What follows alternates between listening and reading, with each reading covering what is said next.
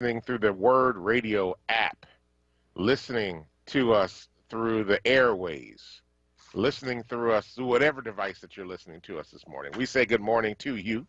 We are on April 7th, 2021, and we are grateful to be able to be here today. I am Dwayne Royster, one of the hosts of the Power Hour, which is sponsored by Power Interfaith, and I'm joined, special guest host, co-host today, Tawanda Stallworth from Carlisle, Pennsylvania. Tawanda, how you doing today? I'm good, Bishop. Thank you for asking. Good morning to you. All right. And holding it down, keeping it all together, making sure we stay on track and that we got all of our stuff together is Kawesa. Good morning. Good morning. How you doing today? Doing okay. Can't complain. How are you? Very good. I'm yet alive. I can say that. It's been a long week. Yeah. It's been a long week. I've been in a lot of meetings, running late. You know, we start our days very early because of this show. And it's not like I get to go back to bed. And sometimes I'm on calls to 9 and 10 o'clock at night. So long day, long week. But, you know, we're making it. We're making it. How was your journey in today? It wasn't too bad. A little rainy here and there. Oh, okay. Yeah, a little rain. Not too hot, though. I mean, not too cold, though, I guess I should say. Traffic wasn't too bad on my end. There was some debris in the road, just even on the Jersey side and, you know, coming up 95 a little bit. So I guess be careful for that because I don't think there's any moon out. So you can't always see it until you're right up on it. Wow. So, but yeah, besides that, everything was smooth sailing. I got you. Hey, you know, are you experiencing a lot of potholes? You know what? New Jersey had yes. So the short answer, yes. The long answer is that they've been working on the roads since like last year, and I haven't seen much improvement. And I'm like, what are y'all doing? Like, we're just detours all around. We're just handing out detours, and I'm just like, when are y'all gonna actually fix this though? So I don't know. I've experienced like a lot of potholes, and I swear I have to go get my car aligned now. Because it's like there are potholes everywhere, and I'm like, this is ridiculous. And the traffic wasn't bad for a very long time. Now it's getting bad. So I don't know what's happening out west, Tawanda. Are you experiencing a lot of potholes? Potholes and construction projects that really don't seem to have an end date ever. I think some construction equipment has not moved in the past 390 days. But yeah, I think sometimes the guys get in the construction equipment, like the bulldozers, and I feel like they're just playing with their toys, you know, like big Tonka trucks. Some thick, right.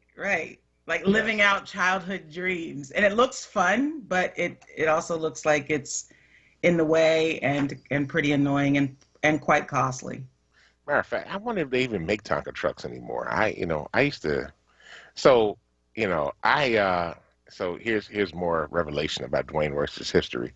So years ago, back in 1990 and 1991, I worked for the trash and steam plant that was in Chester, Pennsylvania. And I know there's a whole lot of controversy and stories about that. I got stories too.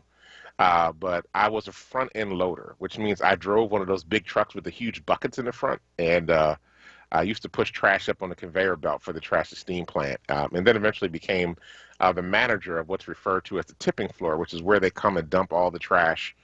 They separate it, and then they put it up on the conveyor belt. And I was responsible for supervising all of the guys driving the front end loaders, the trucks that were coming. We had hundreds of trucks coming in every day that were dumping trash off. And then we had an ash house on the back end.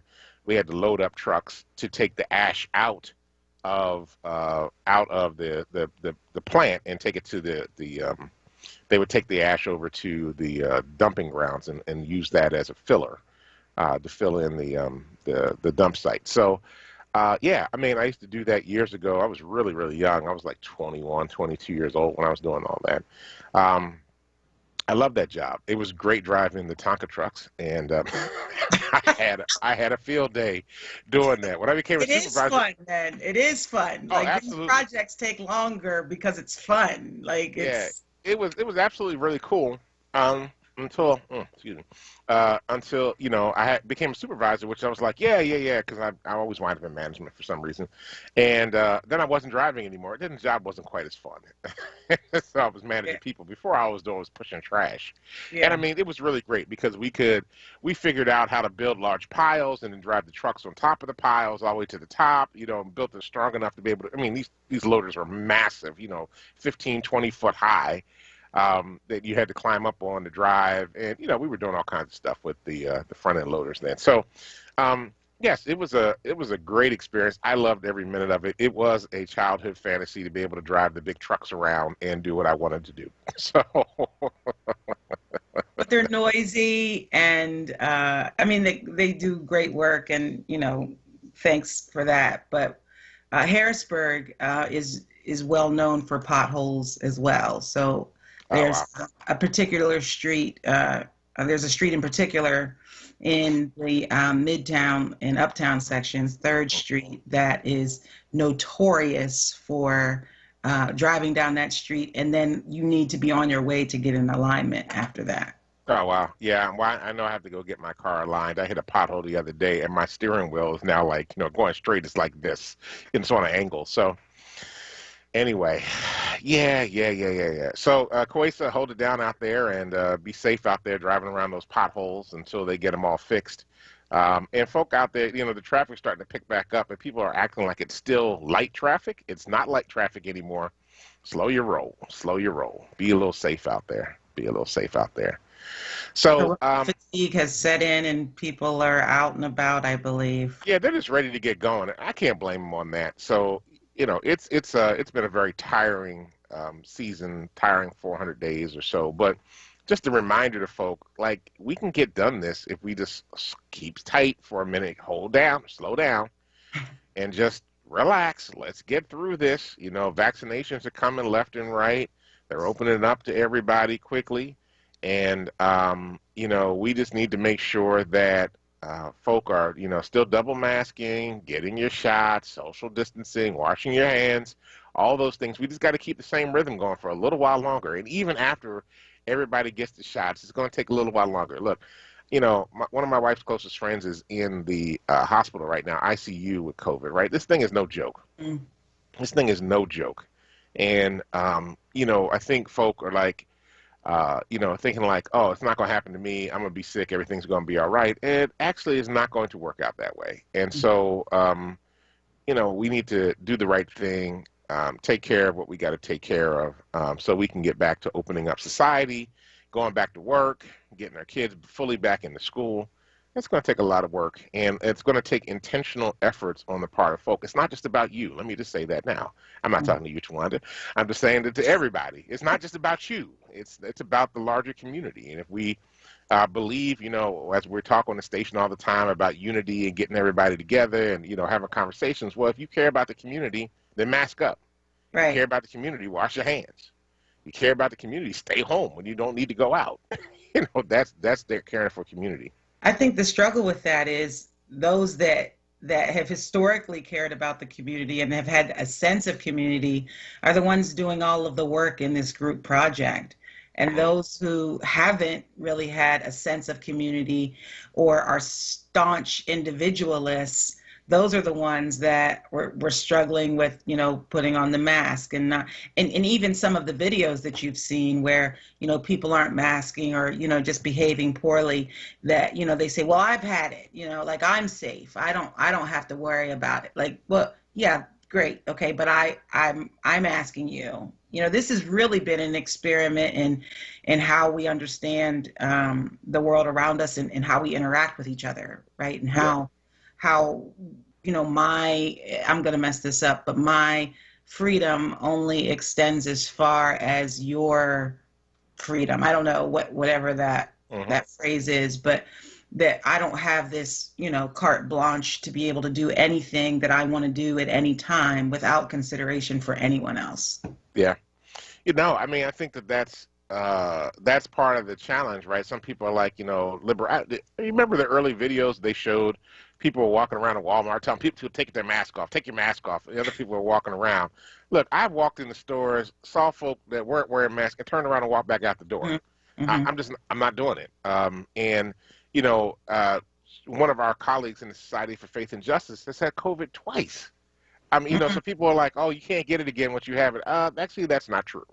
And so, I mean, people's liberty. I mean, you don't have the right to infect me or my Right. family. You Right. do not have that right. Right. And the fact that you think you can have a right, I just find it interesting that people who are the same folk that are telling everybody to take their mask off, I guess they just want to be universal killers, right? Because these are also the same folk that are the gun fanatics, Hmm. that are out here, wanting their Second Amendment rights, and they want, don't tell me what I can and cannot do, and then they're like, we don't want to wear a mask. We don't want to protect people. I get my gun so I can be protected, but then you don't want to wear a face mask to protect yourself and others. It Right. makes no sense. Right. Makes no sense whatsoever. So, Well, and white yeah, supremacy has that problem with logic.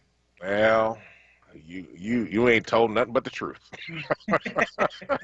You ain't told nothing but the truth on that one. So, anyway, a lot of stuff happening in the news today, and um, I want to. I mean, a couple things. I mean, we certainly could talk about the Derek Chauvin trial and what's happening there. I mean, I don't know. I said this yesterday, and I'm going to say it again. I really am wondering, if this guy gets off after all this testimony. I mean, look, the police department turned on him. The police chief turned on him, right, and was like, Right. nope, he shouldn't have done that. They Right. had the director of training, because Chauvin was actually a trainer. Hmm. He was a trainer on use of force. I don't know how he could be a trainer of use of force with his record of past indiscretions using force, but she got in there and said he was trained not to do this, Hmm. right? Then they Hmm. had somebody on there yesterday that was talking about the fact that he's been trained on how to do de-escalation techniques with people who are on drugs and had mental health challenges. So, I mean, I'm just like, if this guy doesn't get thrown under the bus. He's the trainer. Like Yes, he's the like this is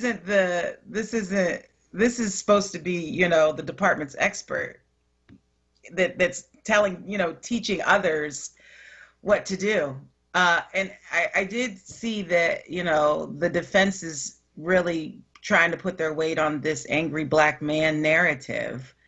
And I think there's a way in which they can sell that to a jury, and that's what I think we're afraid of, that becomes believable, that understanding the fear of angry black men in our society is something that's understood and protected more than the lives of black men.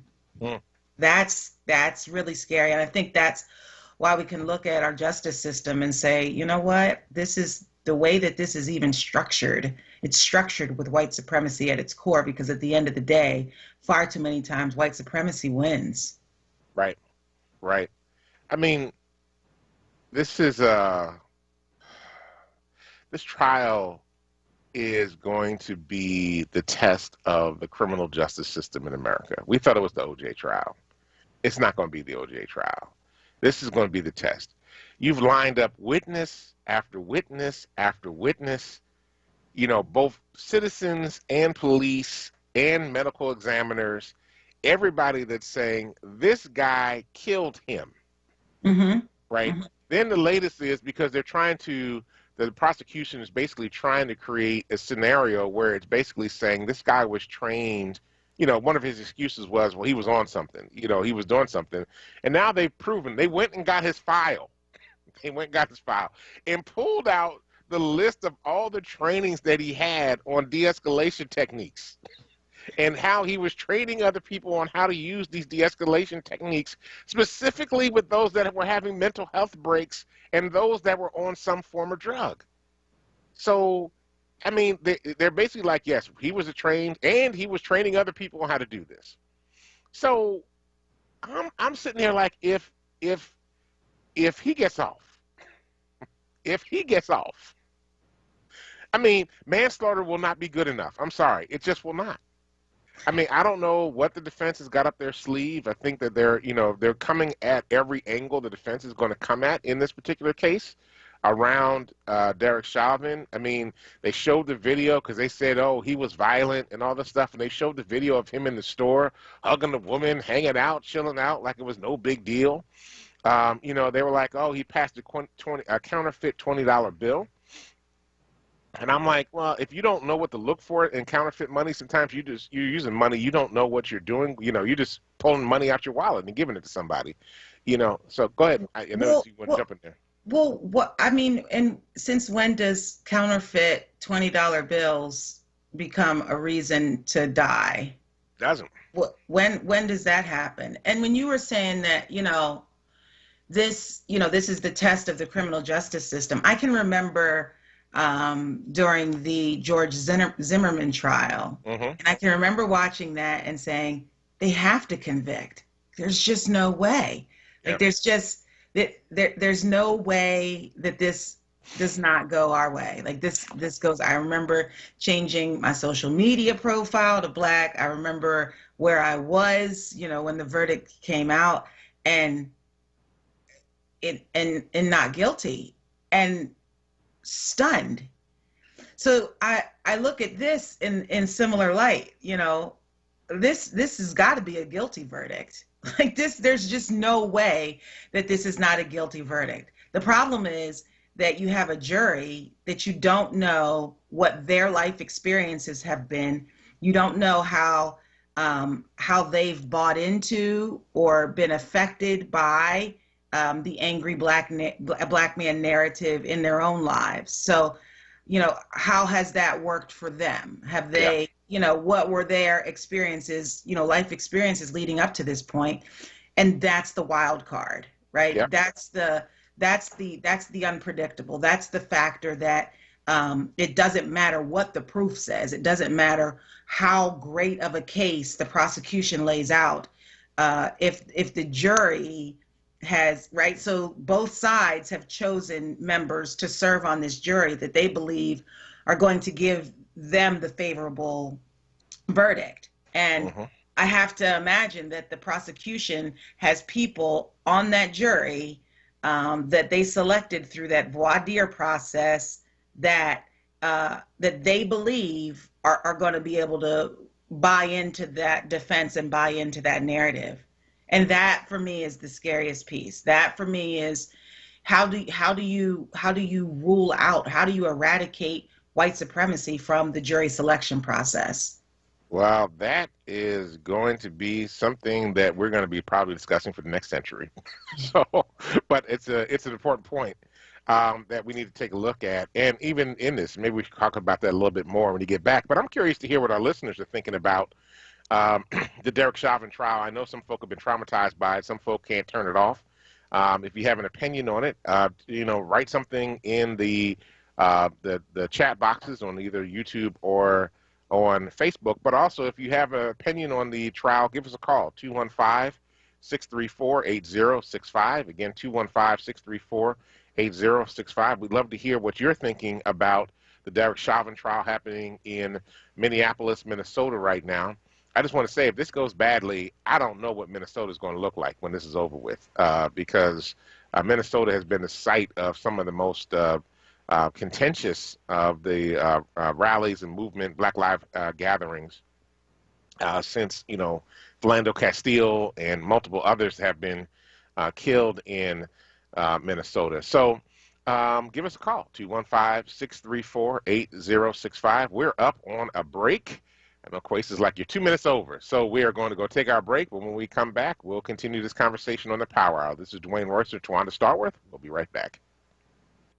COVID vaccines are here, and Black physicians and scientists help to develop them. So I feel good about getting the vaccine. And with new forms of the virus now spreading, I know we need to keep up everything we're already doing. Masking up, keeping that 6-foot distance, and avoiding crowds. COVID's been doubly tough on us, so let's double down to take it down. We can do this. Learn more about getting the vaccine and slowing the spread at cdc.gov/coronavirus. Brought to you by the U.S. Department of Health and Human Services. The Black Words Book Club. Word Radio's new monthly conversation on books that explore the African American experience through social, economic, and environmental justice issues. Tune in the second Tuesday of every month on Evening Words with Nick Taliaferro, 4 p.m. till 7 p.m. For April, Word Radio is partnering with the Free Library of Philadelphia and showcasing their pick for its annual citywide reading program, One Book, One Philadelphia, entitled The Tradition by Jericho Brown. Be sure to listen live, as Nick Taliaferro will hold a contest for a giveaway book bundle that consists of 4 titles from Kensington's Defina's Authors of Color's newest release. Don't miss it. Tuesday, April 13th on Evening Words with Nick Taliaferro. Attention for Word members. Get your copy and receive a 20% discount when you purchase at Harriet's Bookstore or Hakeem's Bookstore. For more information on the Black Words Book Club, visit wordradio.com. The Black Words Book Club is sponsored by Defina. Defina is an imprint of Kensington Publishing Corporation, America's independent publisher, concentrating on authors of color. Livelihood. Word Radio's new initiative, connecting Black Philadelphians with jobs, entrepreneurship resources, small business development information, and financial literacy tools. Learn more at wordworks.com. That's WURDWORKS.com. And stay tuned to Word Radio, 96.1 FM and 900 AM WURD. You're listening to Word Radio, 96.1 FM and 900 AM WURD, independent black media. Welcome back to the Power Hour. This is Dwayne Royster, along with guest co-host Tawanda Stallworth. We're here Monday through Fridays from 6 a.m. to 7 a.m. to bring you the latest in news, happenings around Philadelphia, and, of course, our opinions. And we have plenty of those. Plenty. Yes. So, just checking out, first of all, just shout out to everybody that's checking us out through the various means that you're able to do so. Checking Seeing Folk on YouTube. Hello, Nikki O'Tim was out there. Says, I refuse to watch the trial. Lived in California when Rodney King was beaten. Not letting this enter my psyche. Updates on the news is enough. Got you out there on that. And then Bernita Francine is saying, I keep it on mute. It's overwhelming. I'm an empath. I got it. I got you on that one. And Deborah Lyerly Robinson says, this guy is racist, which outclasses everything. He sits there not moved by any of this. You are 100% correct on that one. Judge McCabe saying, good morning, Word family. Reminder, exercise self-care. Yes. Trial, gun violence, pandemic, life, a lot to cope with. You got that right, Your Honor. And I totally agree with you. She has ruled. Yes. She has ruled indeed. And I don't blame you on that. Joanne Kemp said, she's on YouTube, said, I heard one of the jurors fell asleep yesterday. I'm like, wow. I mean, it's actually been a traumatic situation for some of the jurors. They one of them actually interrupted the trial the other day to stop it. They needed to go out. I think they were so traumatized by what was being said. And having watched the video so many times, it's been a real challenge. This is a very visual trial in terms of the constant video playing. They played the video numerous times. To the audience, and then playing it from different angles. So they played it from angles that we have not seen publicly before, but they were showing the police cam and other bystanders who had video of what was going on. So, you're constantly watching that. You're basically watching somebody die constantly. That's got to be really, really rough. I would not want that experience. And a lot of times the trauma isn't, by the time we feel it, by the time we feel the tightness or, our heart rates are going up or, we're agitated, by the time we feel that, we've already been so exposed to the trauma, right? So because we have these natural defense mechanisms that keep us safe from traumatic events, from things that we see or experience. So, by the time I was, looking at what Bernita is saying about her experience with watching, and I'm like, don't do it, and I think if it were me, I don't have it on for good reason because I know myself. But I think if I did have it on, or what I might do is set the DVR to record it and tell myself I'll watch it later. Hmm. And then that way I have access to it if I want to see it, but it'll be on my terms when I'm ready, because that's Right. also part of the trauma is not being able to really control how much of the information that you're receiving on a day-to-day basis and how it's coming to you. So being able to have a little bit some control, some autonomy in that way, I think might be a good self-care technique. Or catch it when you catch it. I'm not missing anything by not watching it every day. I don't think I am. I don't. I think that the self-care quotient is higher and better this way. Well, let's talk about that for a minute, right? So you're bringing up the notion of self-care, and for a lot of folk in my generation, self-care was not something you actually considered. I mean, you got a couple weeks vacation a year from your job. You basically did that, and then you grinded all the other time. And part of that actually had a lot to do with, my generation, as we were coming along, when we finally entered the workforce, it's when the workforce really started downsizing and combining positions so that you were getting the same money, but you were actually now doing 2 or 3 jobs that, had been 3 other people doing it before. And so I think we lost the notion of self-care. And we were constantly grinding, trying to take care of family, trying to, take care of our needs, make sure we had enough to be able to do what we had to do. The generation that comes after us is like very much focused on self-care, in a very different way than we were. As a matter of fact, the movement talks about self-care a lot, right? When you're out there in the streets, the Black Lives Matter movement is very clear about, taking care of self, taking care of psyche, taking care of spirit, taking care of body, which is very different than, previous, times in the movement. So I'm curious, in the midst of all this, and I saw Judge McCabe lift all this pandemic, the shootings, right? The trial, all the thing, COVID. With COVID, it's just a lot of things, a lot of stress that's on us right now. Like, what do you do for self-care? How do you deal with like caring for your own needs? And like, what are some things that you think would be helpful for folk that are listening to the program who are caught up in the trial or caught up in, Anita Francine brought up the fact there was another shooting in Strawberry Mansion section of Philly last night, but there are multiple shootings every day. And it's there was a shooting outside of Budokan the other day, which is downtown Philadelphia. The people are stressed out right now. There was a major shooting down in Maryland where a service member, hospital corpsman, went and shot 2 colleagues, and then was shot and killed when they got into base. I mean, there's a level of consternation in the hearts and minds of people right now that's causing the violence level to rise, not just shootings, but violence level in general. And so, if you could just talk a little bit about what you do for self-care, and maybe invite other people to share with us what they do for self-care, that would be great.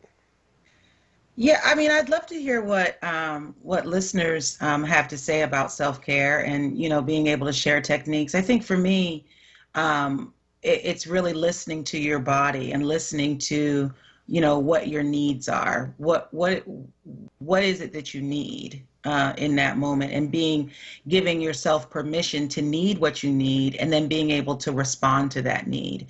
And not put other priorities, I'll put that in air quotes, put those other priorities ahead of what those needs are. So my pastor, the Reverend Dr. Patricia McAllister, whose birthday is today, by the way. Oh, happy birthday, Reverend McAllister. She's famous for saying the line from the James Brown movie, you got to do right by you. So you have to take care of you. No one else is going to advocate for your own self the way that you will. I'm very aware of, when it's time to take a nap, when it's time to lay down. Maybe it's, I find cooking to be very therapeutic for me. It's a very, it's a creative outlet and a way that, keeps my family happy too. I like going for drives, getting out in the air, fresh air, exercise, drives, and even, and I probably shouldn't do this, but even in the pandemic, there's just something about going to Target that is very therapeutic for me. And the other thing about self-care is it's not one size fits all. What might work for me might not work for other people. Yeah. But it's also, being able to put some boundaries up and know what's good for me. What can I handle? What is my bandwidth right now? Is this a conversation that I can have right now? Is this a program that I can watch right now? Is this a podcast that I can listen to right now? How does that? And I think that in the movement, the reason that we've seen self-care become such a priority is because we've recognized what happens when we don't prioritize it. Mm-hmm. And that we have strong energy and we have people that are moving in ways that are beneficial to the movement. But if you don't do right by you and you don't take care of yourself, you're not going to be able to be effective, right? You're not going to be able to keep that momentum going. And we need momentum. This is a long game. Yeah, yeah. I mean, I love it. Lois Marks is saying, weather permitted, I take long walks. Mabel Wellborn says, not watching the trial, don't want that in memory along with stressor, self-care, heading to the gym right now. You go ahead and work that thing out, Mabel. We appreciate you for doing that. Bernita Francine says, I am an avid reader. Yes. And trying to work with that. Actually, I do that too. I actually get books that have nothing to do with nothing. And the inner geek in me comes out, and I'm reading my sword and sorcery and fantasy books, and reading lit RPG, which is role-playing games, but it's literature around role-playing games. I love to read that. It's like a vacation for me, and I'm very much like to do that. Nikki O'Tim says, self-care, workout, watch comedy, and feel good shows. And so I appreciate that. Bernita also says, and I think she's kind of right. I think she's very right about this. It's a demonic spirit sweeping the earth. I believe that wholeheartedly. She said, yesterday I began asking people to fast in addition to praying. Mm-hmm. I absolutely understand that. Iris Brunson said, I tried and watched the trial. In the George Zimmerman case, I was totally caught off guard with the verdict, so I want to be informed this time. Understand. Understand. Just please take care of spirit. Please take care of spirit in the midst of all of this. A lot of people. I'm sorry, Bishop. No, because we have a caller on the line. I want to get to Maurice from Southwest. Maurice, welcome to the Power Hour. Man, I'm so grateful that you take phone calls. I'm starting to cry right now. But listen, we got so many things going on right here in our own city. We really don't need to even talk about outside incidents. I mean, we acting like murder is normal. We're just accepting it. We're not. I don't see the panic. Every day I call different hosts and I give out the tip line. I also give out the bad zip codes in areas that go on. It seems like nobody's paying attention. They just go on to the next subject. And as far as Black Lives Matter, I really think that Black Lives Matter could be really something special, but they just it seems like they only concentrate when white people do us wrong instead of being a movement with, like, voter registration, letting people know about building up their neighborhoods again and have actual black stores in their neighborhood. They don't do that. And I don't see no open registration where you would say, hey, listen, I would like to be a member of Black Lives Matter. It's almost like it's a secret society. Only certain people can bring you in. I don't understand why aren't we considering what's going on right here in Philadelphia. We're considered like the murder capital of the United States right now. People in Chester and in Camden are talking about, I ain't going to Philadelphia. They're crazy over there. When we used to say that about them. So, I mean, when are we going to start taking this thing serious about this murder thing like we did in the 90s with the drug activity? Because in my neighborhood, we got walkie-talkies. We check on the seniors. We walk women to the corner when they're going to work in the morning. I mean, are they doing that in other neighborhoods? Because in my neighborhood, I testify at drug trials. I'm not scared because all the people know that I used to work at the prison, so they figure, oh, that's what he's supposed to do. So I don't never get hassled. But I don't see nobody else stepping up, and I'd like you to see what you say about that. Thank you for taking my call. Yeah, I mean, a couple of things. One, the Black Lives Matter movement has been dealing with voter stuff.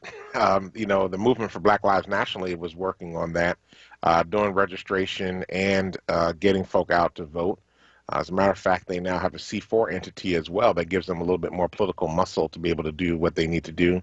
I saw Asa Khalif was on the line this morning with us, and who said he does reruns of the Jeffersons as a self-care outlet, at least one of them.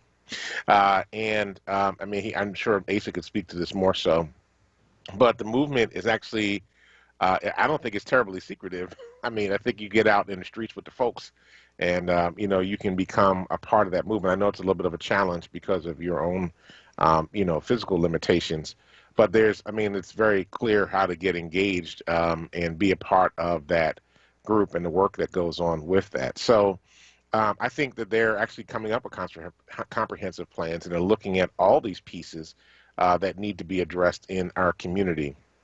I think, you know, Maurice, part of the reason we talk about some of the things that we do, I mean, yeah, you're right. Philadelphia does have gun violence. It's got a lot of gun violence. As a matter of fact, I spent 5 hours on calls yesterday talking about gun violence with folk and plans and development and what we're trying to do to be able to address that. You know, I don't besmirch or begrudge anybody what they're doing to that, but I think we need a comprehensive plan, and I think a lot of people are trying to put Band-Aids on a very open wound, and it has to be a comprehensive way of being able to address gun violence, which is far more complicated than just being able to say, okay, we're just going to stop people from shooting each other. It's bigger than that. It's been bigger than that for a very long time, and this pandemic is complicating that as well. So, you know, I think we do need to dig in, but that's going to take a whole lot of folk across the city to be able to dig in a much deeper way, right? Because this is not just about shooting, it's about poverty. And it's not just about poverty, it's about education. And it's not just about education, it's about job opportunities. And it's not just about job opportunities, but it's about hopelessness, right? Mm-hmm. And so you're dealing with the technical side of education, workforce development. You're dealing with poverty, which is a whole other thing that, you know, I've been harping on for a very long time. A lot of issues that we have in Philadelphia could be solved if we could get rid of poverty, if we could get the wage up, if we could get people with benefits, if we could get corporations to invest in the city. But what happens is when you have a cycle of hopelessness, and it becomes a self-fulfilling prophecy, mm-hmm. That really begins to turn in on itself eventually. And so, you know, and a part of that has to do with the fact that we do need people of hope and people of faith and people of moral courage to stand up and point the direction about where we should go. So we've done, you know, people are doing what they think is going to do. We do gun buyback programs.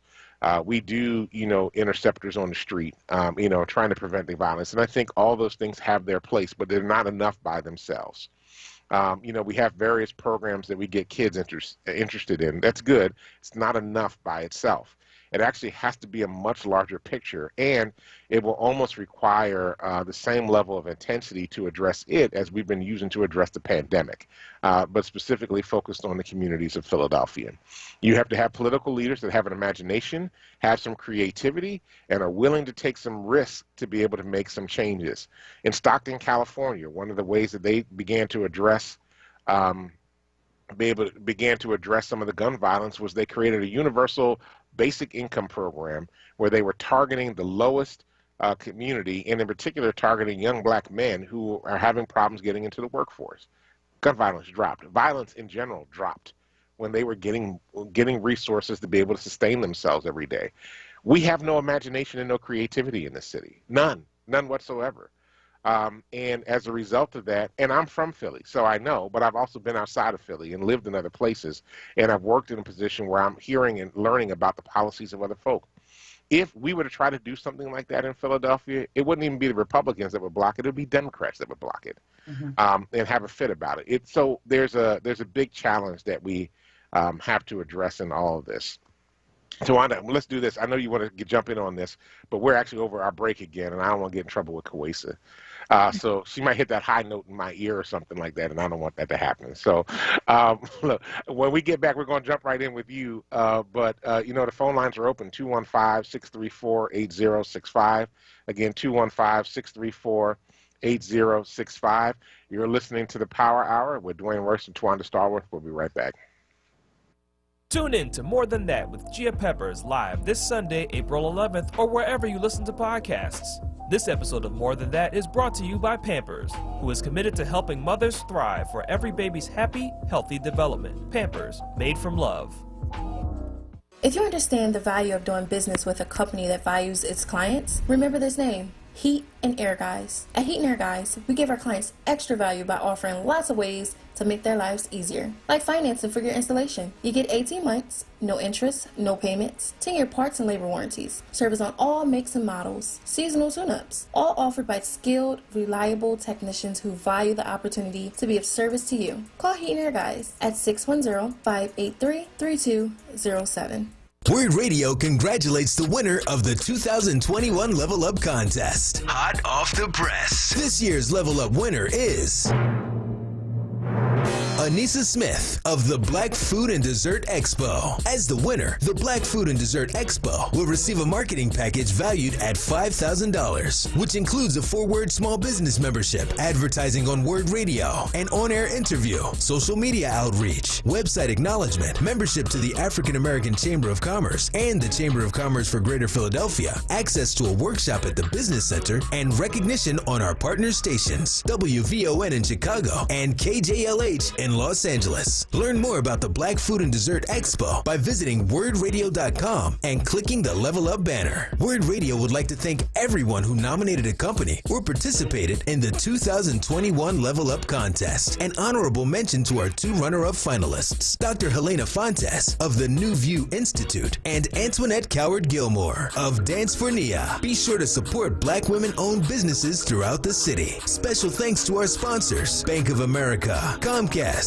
Pico, Keystone First, Jefferson University, and Jefferson Health, along with our supporters, the Business Center, the African American Chamber, and the Philadelphia Chamber of Commerce. Now, a traffic update on WURD Radio. Good morning. This report sponsored by ExpressPros.com. 295 northbound getting busy, approaching 42. Right lane blocked, ongoing emergency construction. 55 northbound, Deptford in the 42. Getting slow there. Southbound 95 delays. Cotman down through Bridge through work. Again, Betsy Ross through Girard northbound looks good. Line Expressway still light through Center City. Schuylkill Expressway, not a bad ride both east and westbound. Boulevard Route 1 southbound delays from Broad down to Fox, again through construction. Express Employment Professionals matches people with the right skills with the right jobs from the production floor to the front office. To find the right person for your job, you can't beat Express's incredible local support. Visit expresspros.com to find the location near you. For more traffic information, log on to sigalert.com. Jim Bachman with your Philadelphia area traffic. Now, a WURD weather update. Here's NBC 10 First Alert meteorologist Bill Henley. Cloudy and mild this morning with a few scattered showers, then sunshine is back this afternoon up to 68 degrees. Clear tonight and cool tomorrow morning, 47 the low. A beautiful day Thursday with lots of sunshine and a high of 71. Then Friday, a chance of showers returns with a high of 63. I'm NBC 10 First Alert meteorologist Bill Henley.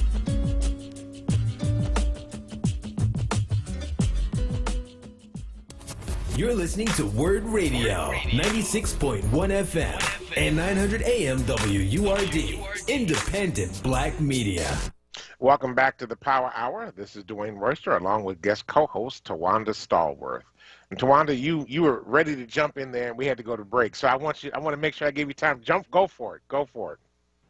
Well, what I heard Maurice also saying was that there's like just this general desensitization around death and around gun violence. And I think that desensitization is both a cause and an effect of trauma that we experience because of what our communities are experiencing. I think it works well with hopelessness. I think these things work together. But what you're saying about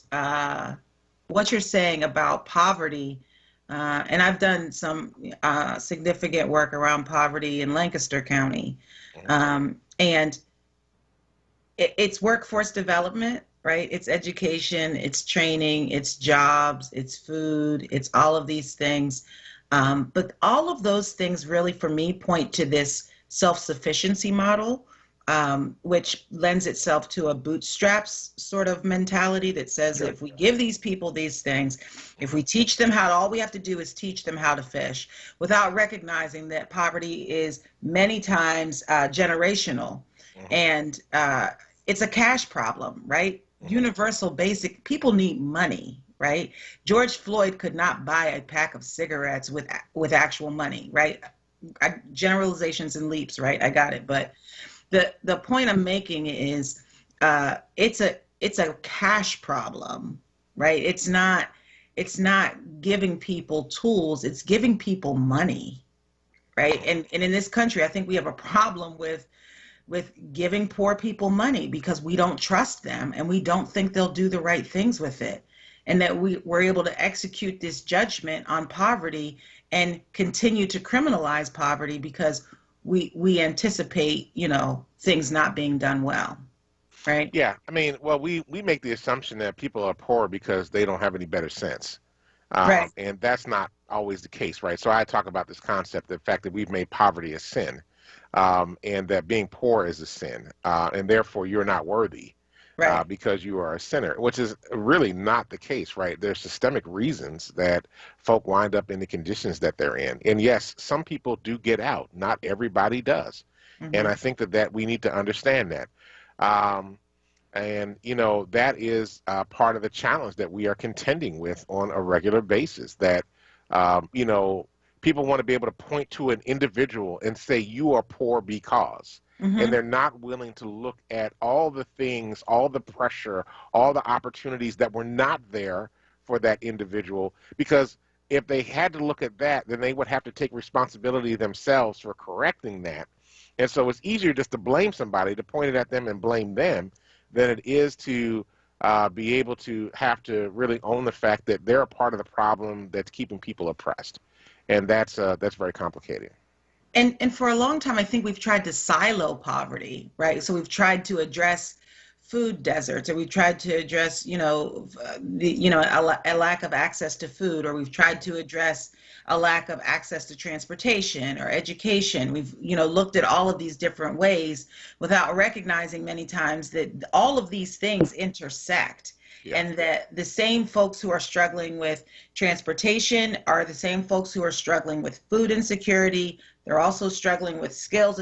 These are all of the same people. So it points to a larger problem. This is not a food problem, right? This is a money problem. Well, I don't have what I need to get by. well, Lola Khan disagrees with you. She said money isn't the solution; it's education and self-worth.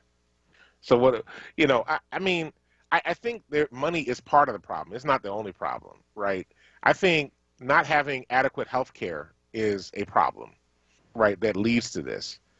So if you have to make a choice between medicine or food, or putting, a roof over your head, that's a problem, right? Because you're constantly under stress.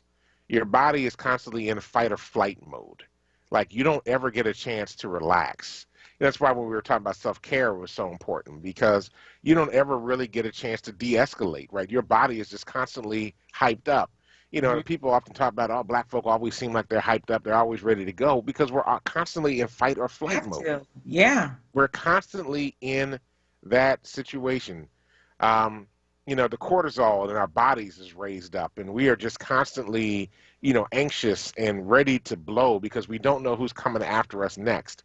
And I think that all plays into this. And if we don't have an intersectional, holistic approach to being able to address gun violence, which is just, and we should say that gun violence is a symptom of a bigger dis-ease, Mhm. right? Mhm.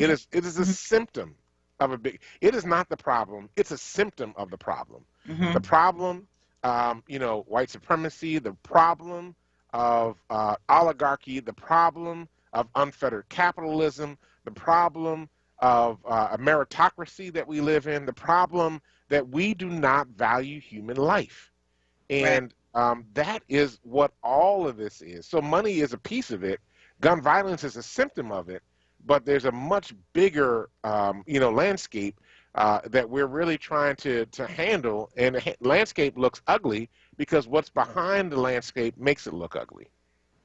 Yeah, and so how do you develop self-worth from that? Right? How do you experience all of that and are aware of all of those conditions in which we live and then still come out with, right? That's work. And and it's work that requires folk to make bricks with no straw. And I think we can do better by our own folk. We can do better by people by giving them what they need. I mean, give people what they need to get by. I'm fortunate to have an employer that will allow me to take some time that I can say, hey, I'm really struggling. My cortisol levels are up. I'm not, my bandwidth is diminished. I need to, I need to focus on me for a minute. And not everyone has that. But we expect people to operate in this world with these elevated cortisol levels, with these heightened fight or flight responses. And then you want me to go out in the world and you're expecting me to behave as though everything is okay. And we've done that. We've faked the funk too long in our own communities, thinking, pretending like everything's fine, and it's not. And it's not. It's gotten us nowhere. That's right. That actually makes me think about something, right? Yeah. I mean, the Black community is in terrible crisis right now. And I think because we're constantly in crisis, we don't think anything more of it than what it normally is. But the raises of violence, the issues of, education, all these things are really, coming to a head. And we've really got to find a way to address them. And I also need to say, too, it's not just, this is where folk are going to disagree with me on this, and I'm okay with them disagreeing because we're getting ready to go off the air. So you can continue to put your comments on Facebook. But while we have to take responsibility for leading our way out of this, it is not our responsibility alone. They're the folk that have put us in this situation, the corporations, the government officials, politicians, the criminal justice system, white folk and other folk are just as responsible for helping us get out of this than we are. Right? Because a lot of times I hear folk, well, we're going to have to do this and it's going to be done our way. And I hear you, but you didn't get in this situation by yourself. And so there are people that are culpable, systems that are culpable, that have an obligation and responsibility to do the right thing by you to be able to help you get out of the situation that you're in. And if they're not willing to do that, then we have to hold them accountable for doing that. So, I hear a lot of folk like, oh, we don't need white folk to do it. No. Because they've benefited from a system that has oppressed us. They have a responsibility to do work in the midst of all this too, as well as every other community, including our own community, that might or might not have benefited from the system one way or the other. The only way we're going to get out of this is to get out of it together. So I appreciate that. All right. Well, listen, everybody. That's it for today, man. This show was moving. It's quick.